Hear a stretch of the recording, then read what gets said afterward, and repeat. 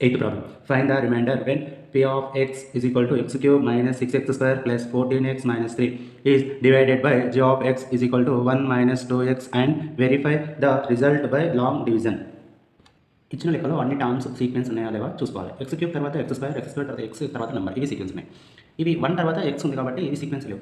g of x is equal to minus 2x plus 1 division మెథడ్లో రాశాను.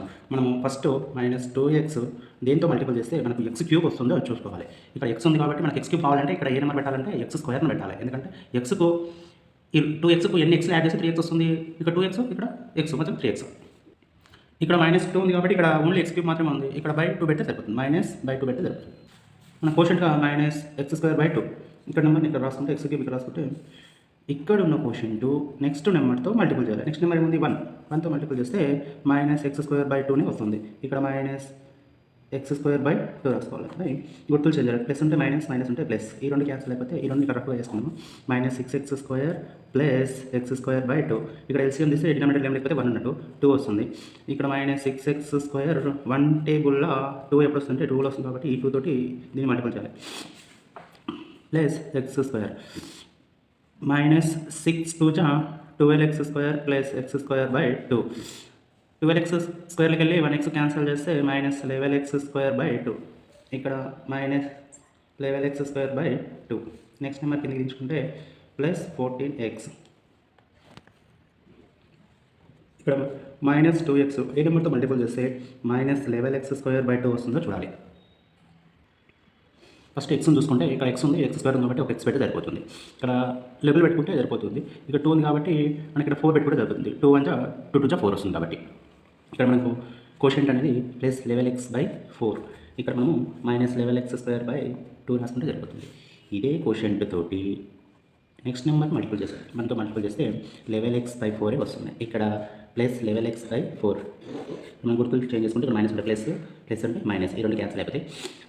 ఇక్కడ మనము ఇక్కడ రఫ్గా చేసుకున్నాము. ఇక్కడ 14x మైనస్ 11x బై 4. ఇక్కడ డినామినేటర్ ఏం లేకపోతే 1 ఉన్నట్టు. ఈ 1ని 4ని ఎల్సిఎం చేస్తే 4 వస్తుంది. 14x 1 టేబుల్ 4 ఎప్పుడు వస్తుంది అంటే 1 4 వస్తుంది కాబట్టి 4తో మల్టిపుల్ చేస్తే సరిపోతుంది. ఇక్కడ మైనస్ 11x అనేది దించుకోవాలి.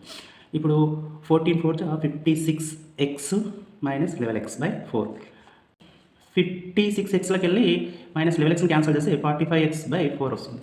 ఇక్కడ మనకు 45x బై 4. నెక్స్ట్ నెంబర్కి దించుకుంటే మైనస్ 3.